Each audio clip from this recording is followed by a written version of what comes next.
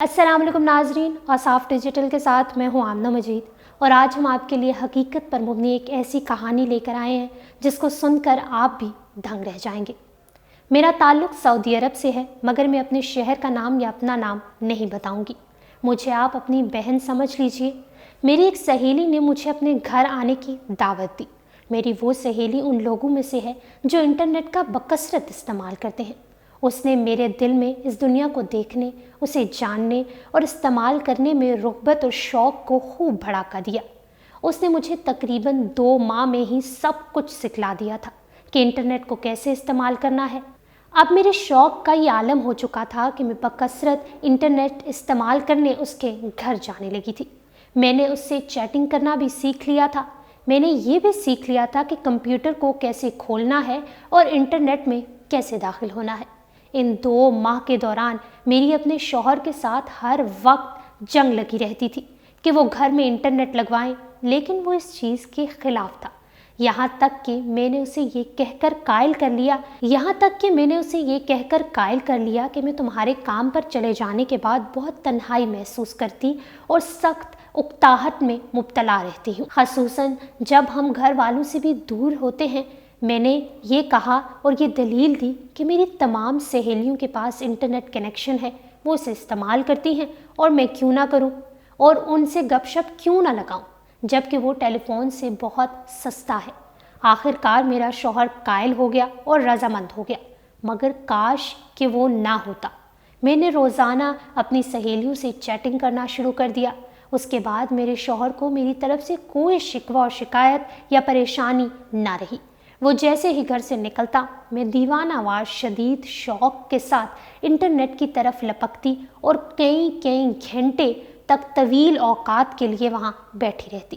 اب تو میں یہ تمنا کرنے لگی تھی کہ میرا شوہر زیادہ سے زیادہ گھر سے باہر رہے، اور میں اپنے شوہر سے پیار کرتی ہوں اور اس نے میرے لیے کسی بھی معاملے میں کبھی کوئی کمی پیشی نہیں کی۔ یہ بھی ٹھیک ہے کہ اس کی مالی حالت میری بہنوں یا سہیلیوں کے مقابلے میں پتلی تھی، مگر وہ میری سعادت اور خوشی کے لیے بھرپور محنت کرتا رہتا اور دوڑ دھوپ کرتا رہتا۔ مرور ایام اور وقت گزرنے کے ساتھ ساتھ میں محسوس کرنے لگی کہ انٹرنیٹ میرے لیے زیادہ سے زیادہ دل بہلانے کا ذریعہ بنتا جا رہا ہے۔ میری حالت یہ ہو گئی کہ اب میں اپنے والدین کو ملنے کے لیے جانے میں بھی کوئی دلچسپی نہیں لے رہی تھی، جبکہ اس سے قبل ہم ہر 15 دن کے بعد انہیں ملنے جایا کرتے تھے۔ جب کبھی اچانک میرے شوہر گھر داخل ہو جاتے تو میں گھبرا اٹھتی اور انٹرنیٹ میں موجود ہر چیز کو کچھ افراتفری میں بند کرتی کہ اسے میرے فعل پر تعجب ہوا کرتا تھا، لیکن اس نے مجھ پر کسی قسم کا کوئی شک نہیں کیا تھا، بلکہ وہ تو یہ چاہتا تھا کہ وہ دیکھے کہ آخر میں انٹرنیٹ میں کرتی کیا ہوں، اس سے کس طرح دل بہلاتی ہوں۔ ہو سکتا ہے کہ یہ محض ایک چھوٹی سی بات ہو، یا شاید یہی غیرت ہے کہ ایک دن جب اس نے لائیو چیٹ کرتے ہوئے کسی کی آواز سن لی تھی جسے میں اپنے تمام تر احتیاطی کوششوں اور ہوشیاریوں کے باوجود اس سے چھپا نہ سکی تھی۔ اس دن کے بعد وہ کبھی کبھار مجھ پر خفگی کا اظہار ضرور کرتا تھا اور کہا کرتا تھا کہ انٹرنیٹ کا حصول معلومات کا وسیع میدان ہے، لیکن یہ وقت ضائع کرنے کا باعث بھی بن جاتا ہے، اور میں روز بروز نت نئے لوگوں سے چیٹ کر کے ان کی گرویدہ اور دل دادہ ہوتی گئی۔ بچوں کی تربیت اور پرورش کا مسئلہ میں نے نوکرانی پر ڈال دیا۔ یہ تو میں جانتی تھی کہ میرا شوہر کب گھر آتا ہے، لہٰذا اس کی آمد سے پہلے کمپیوٹر اور انٹرنیٹ سب آف کر کے رکھ دیا کرتی تھی۔ جہاں تک میری ذات کا تعلق ہے تو میں نے اپنے بناؤ سنگھار سے لاپرواہی برتنا شروع کر دی۔ اس انٹرنیٹ میں داخل ہونے سے پہلے اپنے شوہر کے گھر آنے پر بن سنور کر اچھی صورت اختیار کر لیا کرتی تھی، لیکن اب میرا بناؤ سنگھار کم ہوتے ہوتے تقریباً ختم ہو گیا تھا۔ میں انٹرنیٹ کی اس حد تک دیوانی تھی کہ اپنے شوہر کے سو جانے پر چھپکے سے چوری چھپے اٹھ کر انٹرنیٹ والے کمرے میں چلی جاتی اور اس کے اٹھنے کے وقت سے پہلے چھپکے سے دوبارہ بستر پر آ بیٹھتی تھی۔ کچھ عرصے کے بعد اسے شاید احساس ہو گیا تھا کہ میں انٹرنیٹ پر بلا وجہ وقت ضائع کرتی رہتی ہوں، لیکن وہ مجھ پر ترس کھاتا رہتا کہ بیچاری اکیلی ہے، والدین اور بہن بھائیوں سے دور ہے، اور میں اس کے مشفقانہ جذبات سے خوب ناجائز فائدہ اٹھایا کرتی تھی۔ وہ اس بات پر اکثر ناراض ہوتا کہ میں بچوں کے بارے میں لاپرواہی برت رہی ہوں، اور اس بات کو لے کر اس نے مجھ سے کئی دفعہ ڈانٹ ڈپٹ بھی کی، جس پر مجھے جھوٹ موٹ رونے کی عادت ہو گئی، اور اسے کہتی کہ آپ کو معلوم ہے کہ میں آپ کے جانے کے بعد گھر میں کیا کیا کرتی ہوں؟ میں ان کا بہت خیال رکھتی ہوں، ان کی تربیت و پرورش پر بڑا وقت صرف کرتی ہوں، مگر یہ ہے کہ سارا دن شرارتیں کر کر کے مجھے تھکا دیتے ہیں۔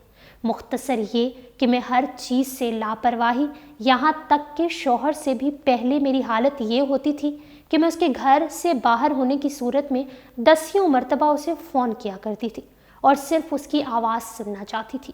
اب جب سے انٹرنیٹ کے گھر میں قدم ڈلے ہیں، میری زندگی میں وہ داخل ہو گیا ہے، اب وہ میری آواز بھی سن نہیں پاتا، سوائے اس کے گھر میں کسی خاص چیز کی ضرورت پیش آ جائے تو اس کو کبھی کبھار فون کرنے کی نوبت آ جاتی ہے۔ اب میرے شوہر کو انٹرنیٹ پر غصہ آنے لگا تھا۔ 6 ماہ اسی حالت میں گزر گئے اور میں نے کئی ناموں کے ساتھ لوگوں سے تعلقات پیدا کرنا شروع کر دیے۔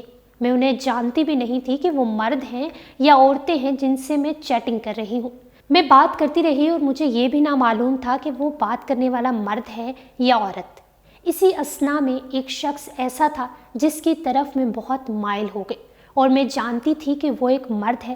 مجھے اس سے بات کرنا اچھا لگتا، اس کی ظریفانہ گفتگو کے لطائف اور نکتے مجھے پسند آتے، اس کی باتیں بڑی دلچسپ اور جی کو لبھانے والی ہوتی۔ دن گزرتے گئے اور ہم دونوں کے باہمی تعلقات گہرے سے گہرے ترین ہوتے چلے گئے۔ ان تعلقات کے قائم ہونے میں تقریباً 3 مہینے لگے۔ وہ مجھے اپنی میٹھی میٹھی باتوں سے اپنی طرف کھینچتا چلا گیا۔ اس کی گفتگو کے ہر لفظ سے پیار محبت کے پیمانے چھلکتے تھے۔ اس سے شوق و دیدار ہوتا گیا۔ ہو سکتا ہے کہ اس کے الفاظ اس حد تک خوبصورت نہ ہوں، تاہم شیطان انہیں میرے سامنے خوب مزے کر کر کے پیش کرتا رہا۔ آج تک ہماری ساری کی ساری گفتگو چیٹنگ کے ذریعے صرف تحریری تھی۔ ایک دن اس نے اچانک میری آواز سننے کا مطالبہ کیا، جسے میں نے رد کر دیا۔ اس نے بڑا ہی اصرار کیا، حتیٰ کہ پھر اس نے دھمکی دینا شروع کر دی کہ اگر وہ آواز نہیں سنائے گی تو میں تحریری طور پر گفتگو کو مکمل بند کر دوں گا، نہ چیٹ اور نہ ہی میل کروں گا۔ میں نے اس کے اس مطالبے کو ٹالنے اور اپنی رائے پر ڈٹے رہنے کی خوب کوشش کی، مگر میں اس پر قائم نہ رہ سکی، پتہ نہیں کیوں، یہاں تک کہ میں نے حامی بھر لی اور ہم اس پر متفق ہو گئے کہ صرف ایک ہی مرتبہ آواز سے گفتگو ہوگی۔ اب کہ ہم نے آواز والی گفتگو کا ذریعہ اختیار کر لیا، اگرچہ مطلوبہ سسٹم اتنا معیاری نہیں تھا، تاہم اس کی آواز بہت ہی پیاری اور اس کی گفتگو انتہائی شیریں اور دل موہ لینے والی تھی۔ اس نے بتایا کہ تمہاری آواز صاف نہیں آ رہی، لہٰذا تم اپنا موبائل نمبر دو۔ میں نے اس سے انکار کر دیا۔ مجھے تعجب اس کی جرت پر ہوا، جبکہ میں دیر تک اس سے گفتگو کرنے کی ہمت بھی نہ پا سکتی تھی۔ اللہ کی قسم میں جانتی تھی کہ شیطان مردود میرے سر پر سوار تھا۔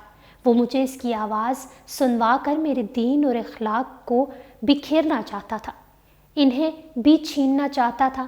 یہاں تک کہ وہ دن آ گیا جب میں نے اس سے فون پر بات کی۔ اس دن میری زندگی میں عجیب سی کشمکش شروع ہو گئی تھی۔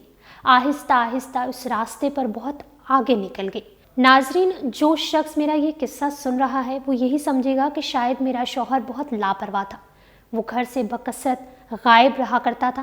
نہیں، بلکہ اصل حقیقت اس کے بالکل برعکس ہے۔ جب وہ اپنے کام سے کام رکھتا تھا اور وہاں سے سیدھا گھر آ جاتا تھا، وہ میری خاطر، وہ میرے بچوں کی خاطر اپنے دوستوں کے پاس بھی کم جایا کرتا تھا۔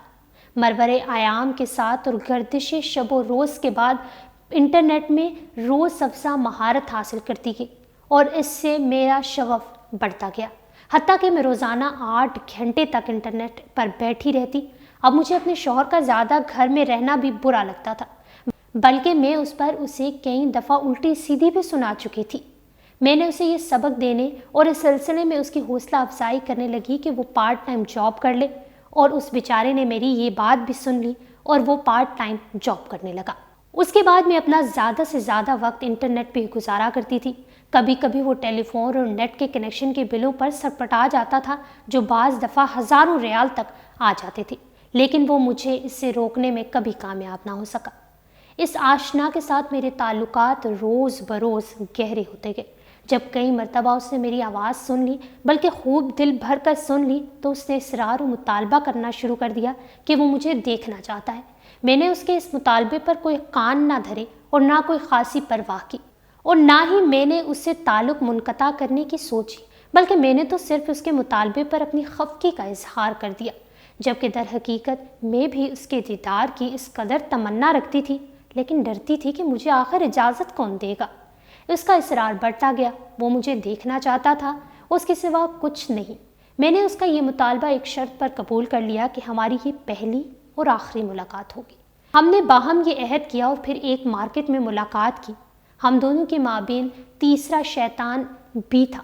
حقیقی بات تو یہ ہے کہ مجھے وہ پہلی نظر میں بھا گیا تھا، بلکہ شیطان نے اسے میری نگاہوں میں خوب مزی کر دیا تھا۔ میرا شوہر بدصورت تو نہیں تھا، لیکن شیطان حرام کو ہمیشہ بنا سنوار کر پیش کرتا ہے۔ ہم دونوں باہم مل کر اپنی اپنی راہ چلے گئے، مگر اس کی ملاقات کے بعد ہمارا تعلق روز بروز بڑھتا گیا، اور وہ نہیں جانتا تھا کہ میں شادی شدہ ہوں، بال بچوں والی ہوں۔ اس کے بعد بھی اس نے مجھے کئی مرتبہ دیکھا اور ملاقات کی۔ آہستہ آہستہ اسے میرے بارے میں تمام باتیں معلوم ہو گئی۔ اس نے مجھے اس مقام پر لا کھڑا کیا کہ میں اپنے شوہر سے نفرت کرنے لگی تھی۔ بالآخر اس نے میرے سامنے یہ مشورہ رکھ دیا کہ میں اپنے شوہر سے طلاق لوں، وہ مجھ سے شادی کر لے گا۔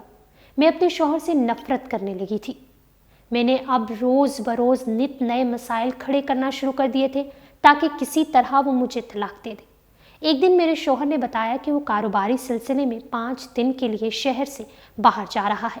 اس نے مجھے مشورہ دیا کہ بچوں کے ساتھ میں اپنے والدین سے ملاؤں اور ان کے گھر چلی جاؤں، مگر میں نے سوچا کہ یہی ٹائم ہے کہ میں اپنے آشنا سے کھل کر مل سکتی ہوں۔ میں نے اپنے میکے جانے سے مکمل طور پر انکار کر دیا۔ ناچار میرا شوہر راضی ہو گیا۔ جمعے کا دن تھا، وہ 5 دن کے لیے سفر پر روانہ ہو گیا۔ اس کی روانگی کے بعد ایک دن چھوڑ کر اتوار کو ہم نے ملاقات طے کی۔ میں نے اس شیطان صفت شخص سے ایک مارکیٹ میں ملاقات کرنے کا وعدہ کیا۔ میں اس کے ساتھ گاڑی میں سوار ہو گئی۔ وہ مجھے مختلف سڑکوں پر لیے گھماتا رہا۔ یہ میری زندگی کا پہلا موقع تھا کہ میں کسی اجنبی کے ساتھ گئی تھی، اس لیے میں کچھ پریشانی اور اضطراب کا شکار تھی۔ میں نے اس سے کہا کہ گھر سے زیادہ باہر نہیں رہ سکتی۔ مجھے ڈر ہے کہ میرا شوہر کہیں فون نہ کرے یا کوئی واقعہ نہ رونما ہو جائے۔ اس نے یہ سن کر کہا، وہ تمہیں طلاق دے دے گا، اس طرح تمہاری بھی جان چھوٹ جائے گی۔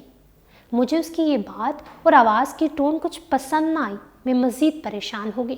میں نے اس سے کہا کہ وہ دور ہرگز نہ جائے، میرے گھر سے زیادہ لیٹ ہونا مشکل ہے۔ اس نے مجھے باتوں میں الجھانا شروع کر دیا، اور اسی اثنا میں ایسی جگہ پر موجود تھی جسے میں جانتی ہی نہیں تھی۔ وہ جگہ اندھیری تھی، کوئی باغیچہ یا فارم ہاؤس لگتا تھا۔ یہ کون سی جگہ ہے؟ تم مجھے کہاں لے جا رہے ہو؟ میں نے اس سے پوچھا۔ چند ہی لمحات گزرے تھے کہ گاڑی کھڑی ہو گئی اور کوئی دوسرا ہی شخص میری سائیڈ کا دروازہ کھول کر مجھے زبردستی گاڑی سے باہر کھینچ رہا تھا۔ تیسرا شخص بھی فارم کے اندر تھا۔ میں نے ایک چوتھے آدمی کو بھی بیٹھتے دیکھا۔ اس جگہ عجیب قسم کی بوئیں اٹھ رہی تھی اور ہر چیز مجھ پر بجلی بن کر گر رہی تھی۔ میں چلائی، روئی، منتیں سماجتیں کر کے ان سے رحم کرنے اور ترس کھانے کی اپیل کرتی رہی، مگر کسی نے میری ایک نہ سنی، اور کوئی آواز ملک پر چلا رہی تھی۔ اس آواز اور تماچے نے نہ صرف مجھے ہلا کر رکھ دیا تھا، بلکہ میں خوف و ہراس کے نتیجے میں اپنے ہوش ہی کھو بیٹھی تھی۔ اب میرے ساتھ جو ہوا سو ہوا۔ کچھ دیر بعد جب مجھے ہوش آیا تو میں سخت مرعوب تھی۔ میرے سارے جسم پر رشا طاری تھا۔ میں لمحہ بھر کے لیے رونے سے نہیں رک پا رہی تھی۔ انہوں نے میری آنکھوں پر پٹی باندھی اور گاڑی میں ڈالا اور میرے گھر کے قریب ایک جگہ پر مجھے پھینک گئے۔ میں بھاگم بھاگ گھر میں داخل ہوئی۔